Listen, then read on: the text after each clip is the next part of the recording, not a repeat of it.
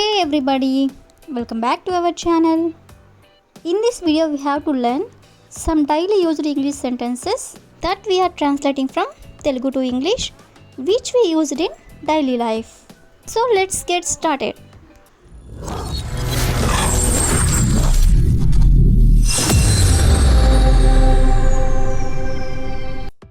Before going to the topic, if you like this video, please like and share to your friends and family members, and also don't forget to subscribe my channel.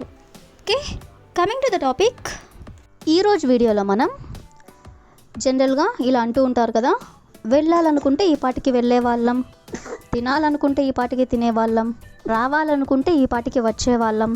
చాలా సందర్భంలో ఇలా అంటూ ఉంటారు కదా. So ఈ వర్డ్ని use చేసుకొని కొన్ని example sentences అవి చూద్దాం. సో ఫస్ట్ వన్ ఈస్, అతడు అక్కడికి వెళ్ళాలనుకుంటే ఈ పాటికి వెళ్ళేవాడు. అతడు అక్కడికి వెళ్ళాలనుకుంటే ఈ పాటికి వెళ్ళేవాడు. సో దీన్ని మనం ఇంగ్లీష్లో ఎలా చెప్పాలంటే, if he wanted to go there he would have gone by now. If he wanted to go there అంటే అతను అక్కడికి వెళ్ళాలనుకుంటే he would have gone by now. He would have gone by now అంటే వెళ్ళేవాడు అని. అదేవిధంగా నెక్స్ట్ ఎగ్జాంపుల్ ఈస్, ఆమె వాళ్ళని అడగాలనుకుంటే ఈ పాటికి అడిగేదే. ఆమె వాళ్ళని అడగాలనుకుంటే ఈ పాటికి అడిగేది. సో దీని ఇంగ్లీష్లో, if she wanted to ask them she would have asked by now. If she wanted to ask them అంటే వాళ్ళని ఆమె అడగాలనుకుంటే she would have asked by now అంటే ఈ పాటికి ఆమె అడిగేది అని. అదేవిధంగా నెక్స్ట్ ఎగ్జాంపుల్ ఈస్, వాళ్ళు ఈ ఇల్లు కొనాలనుకుంటే ఈ పాటికే కొనేవాళ్ళు. వాళ్ళు ఈ ఇల్లు కొనాలనుకుంటే ఈ పాటికే కొనేవాళ్ళు. సో దీని ఇంగ్లీష్లో, if they wanted to buy that house అంటే వాళ్ళు ఆ ఇల్లు కొనాలనుకుంటే they would have bought it by now. They would have bought it by now అంటే వాళ్ళు ఈ పాటికే కొనేవాళ్ళు అని. నెక్స్ట్ వన్ ఈస్, ఆమె డబ్బు ఇవ్వాలనుకుంటే ఈ పాటికే ఇచ్చేది. ఆమె డబ్బు ఇవ్వాలనుకుంటే ఈ పాటికే ఇచ్చేది. సో దీని ఇంగ్లీష్లో, if she wanted to give the money she would have given it by now. If she wanted to give the money అంటే ఆమె డబ్బు ఇవ్వాలనుకుంటే she would have given it by now అంటే ఈ పాటికే ఆమె ఇచ్చేది అని. So the last example is, అతడు జాబ్ తెచ్చుకోవాలనుకుంటే ఈ పాటికి తెచ్చుకునేవాడు.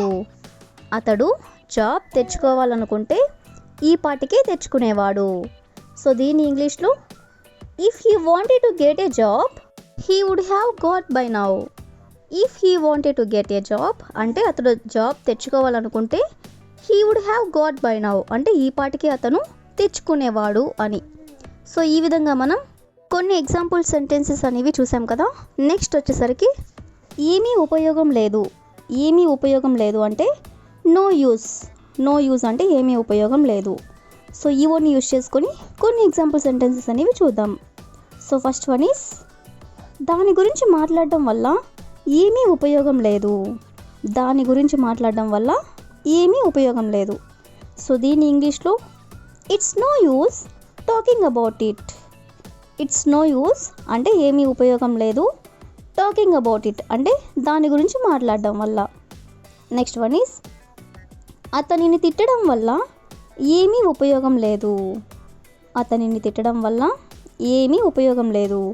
సో దీని ఇంగ్లీష్లో, it's no use scolding him.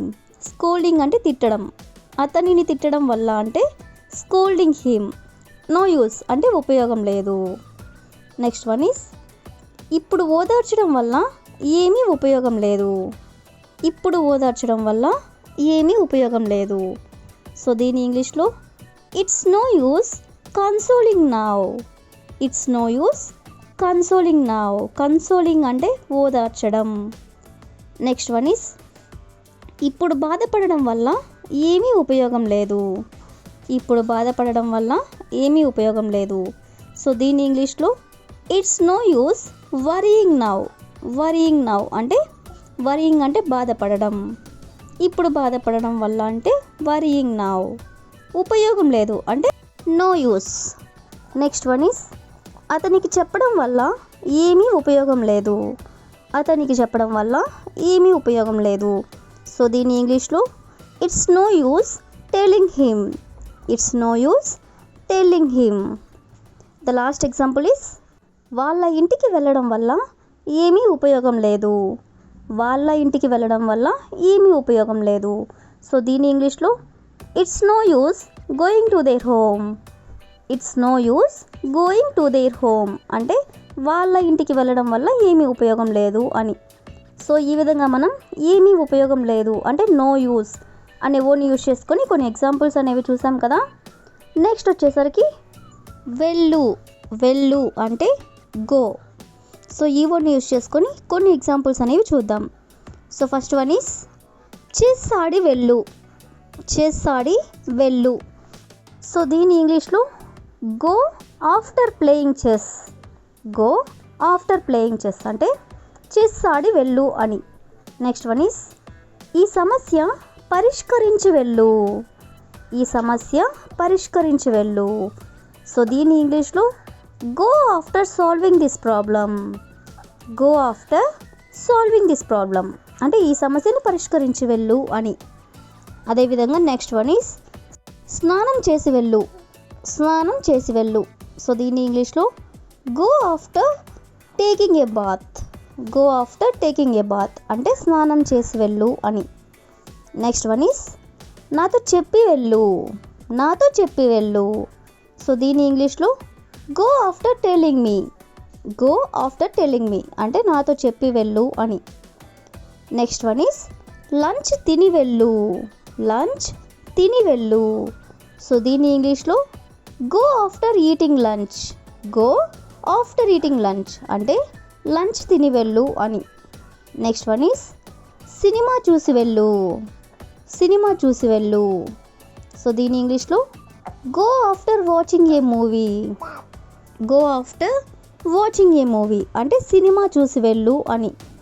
Next one is డాక్టర్ని కలిసి వెళ్ళు. డాక్టర్ని కలిసి వెళ్ళు. సో దీని ఇంగ్లీష్లో go after meeting the doctor. Go after meeting the doctor అంటే డాక్టర్ని కలిసి వెళ్ళు అని. సో ఈ విధంగా మనం తినేసి వెళ్ళు, చెప్పేసి వెళ్ళు, చేసేసి వెళ్ళు అని ఇలాంటి వర్డ్స్ని ఎలా యూజ్ చేయాలో తెలుసుకున్నాం కదా. So that's all for today. I will ask you A question for you. వాళ్ళు వచ్చాక వెళ్ళు. వాళ్ళు వచ్చాక వెళ్ళు. So if you know this one in English, please you can comment in the comment section. Thank you for watching.